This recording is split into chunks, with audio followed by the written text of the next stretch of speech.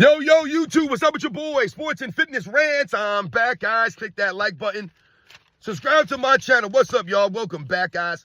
Welcome back, man. Got another great video for you guys today. As usual, man, you guys know the deal in this channel. So about setting the record straight, stopping the lies, stopping the narratives, stopping them from rewriting history, guys. And in this video, I want to talk about Erik Spoelstra real quick. Again, you know, I like to shout out Erik Spoelstra at least one time a season or a couple times a season, you know, depending on what he's doing, because remember, Erik Spoelstra is one of these coaches that always gets torn down, right? By the LeBron James fan base, the media. Oh, LeBron never played for a great coach. He never played for a good coach. He never had coaches like that, right? It's always something. Never had good teammates, never had great coaches. And Erik Spoelstra, year after year after year, continues to expose that narrative and lie. That's a narrative and a lie, ladies and gentlemen. LeBron James played for several really good coaches, and Erik Spoelstra, to me, is a great coach, a Hall of Fame worthy type of coach. And to me, over the last 10 years or so, Erik Spoelstra has done more with less than any other coach in the NBA, guys, when we go over this stuff. And I talked about this last year from Erik Spoelstra.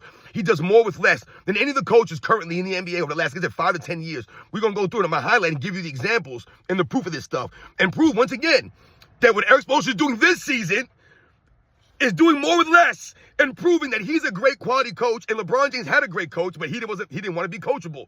And he continues to be exposed by someone like Erik Spoelstra. So shout out to Erik Spoelstra. We're going to talk about this video. And I want to thank you guys, everyone across the world, everyone across the states has been supporting my channel. Once again, you guys know I'm truly humbled, man. Like I said, shout out to everybody in the membership, everyone that comes through all the time, guys. It really means a lot, man.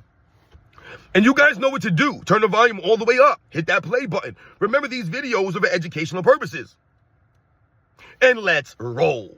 So yes, guys, like I said, man, I just wanted to do a brief video and shout out Erik Spoelstra. Like I tell you guys, I probably like once a year.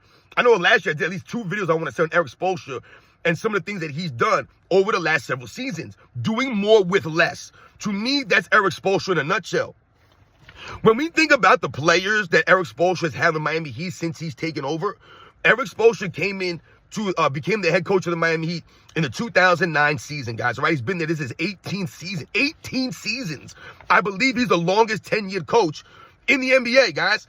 So that's not a coincidence. That's not an accident. He didn't just fall into this. There's a reason why Pat Riley and the Miami Heat left that dude there all these years, because he's getting the job done. He's doing more or less.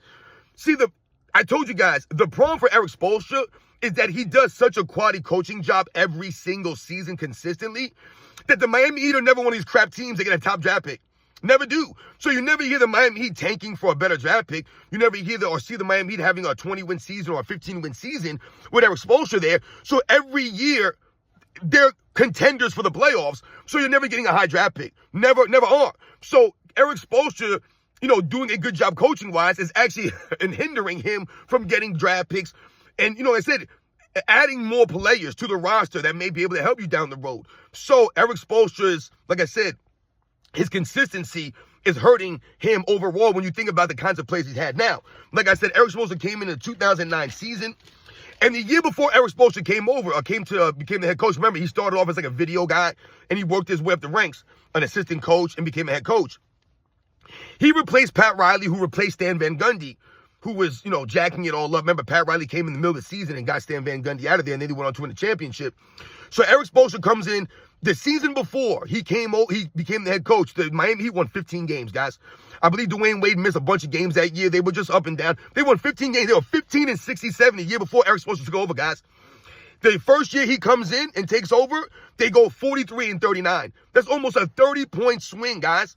Almost a 30-point increase from the year before when Erik Spoelstra came there. I'm not saying it was just because of Erik Spoelstra. Like I told you, Dwayne Wade had some health issues. They had lost some players that year before, but, you know, Shaquille O'Neal left and some of the other guys. But it went from 15 wins to 43 wins, guys. So he obviously came in and did a quality coaching job there, right? Working with the players he had there. Now, when we talk about Erik Spoelstra on the Miami Heat, and we talk about the years that he was there, we all know he was there for the LeBron James, Dwayne Wade, Chris Bosh Super Team Heat. Erik Spoelstra, a 2-time champion. But Erik Spoelstra has also been to 2 finals without Dwayne Wade and LeBron James. Without them. All right? So when we talk about Erik Spoelstra's coaching prowess, I'm telling you he's doing more with less. Who are the players that Erik Spoelstra was leading to the finals those years? Who were his best players? His best players is after the LeBron James, Dwayne Wade, Chris Bosh, Miami Heat guys, right? Remember, Chris Bosh had to retire because of the blood clots and stuff, right? Prematurely, so we understand this. In 2015, Luol Deng was the best player in the Miami Heat, guys. When we talk about win shares, it was Luol Deng. You guys probably forgot that Luol Deng played for the Miami Heat 2015. Right? Remember Dwayne Wade? I think he played like, what year was that? He came back and played like that one last season for the Miami Heat. It was like 2019, I think, or something like that. It was like the last year that Dwayne Wade came back. Remember, he came back. He went to Cleveland Cavaliers and the Chicago Bulls, and it was a weird thing. So you had Luol Deng there in 2015. Then in 2016 and 17, Hassan Whiteside was the number one player in the team as far as win shares goes. Hassan Whiteside. And still, someone like Erik Spoelstra is getting this team to the playoffs, keeping them competitive, right? They're a competitive team. They're not, like I said, 10, 15, 20 wins any of these seasons. As a matter of fact, like I said, Erik Spoelstra's 18th season in Miami, and he's only had 3 losing seasons. Only 3 losing seasons, guys, in 18 seasons.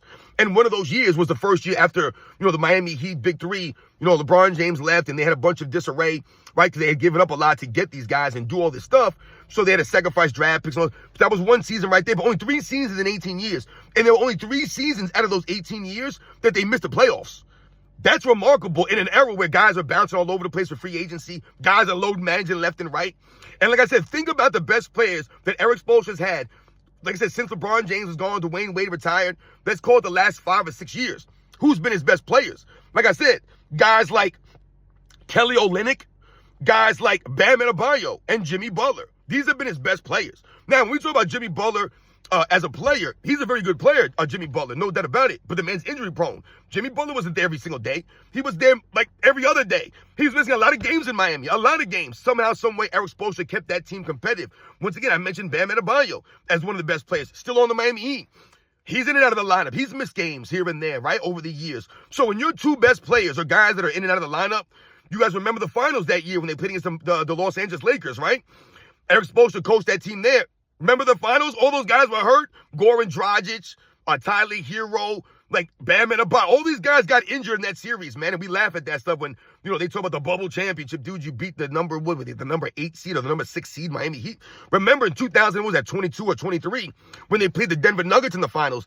They were like the 8 seed that year, and they made it to the finals, right? Due to play like Jimmy Butler, the Bam Adebayos, Erik Spoelstra's coaching, right? The role players they have in that team. Bunch of role guys. Erik Spoelstra doing more with less.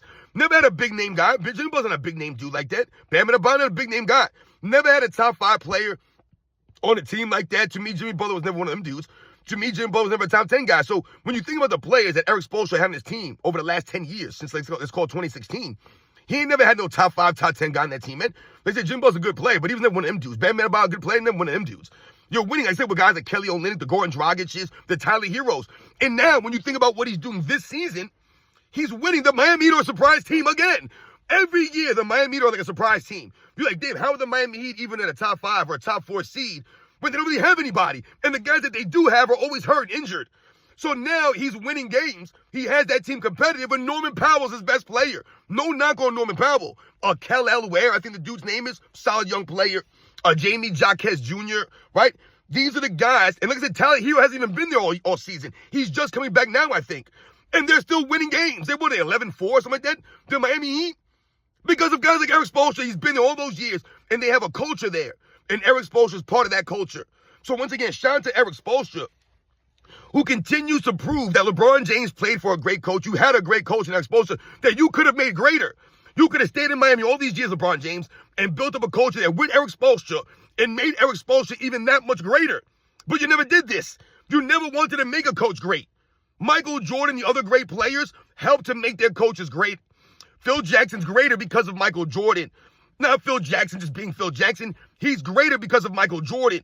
Michael Jordan helped Phil Jackson help him, right? He helped him become a great coach.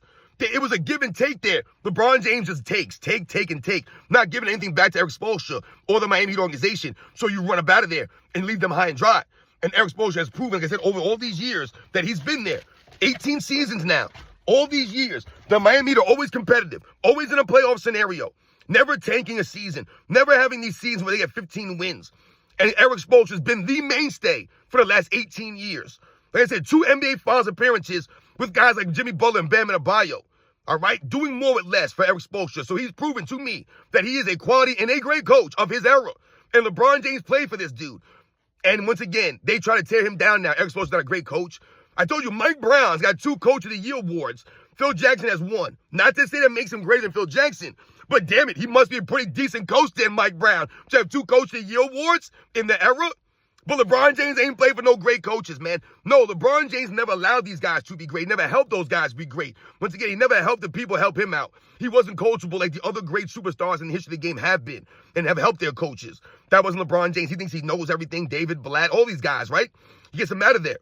You guys know these are the facts. So once again, shout out to Erik Spoelstra and the Miami Heat, who are making noise, doing more with less. Erik Spoelstra, right? That's the name of the game for these guys, man. But LeBron James never played for a great coach, man. It's more narratives than excuses, guys. I gave you guys the facts here. You guys know the deal, man. I'll catch you guys on the next one.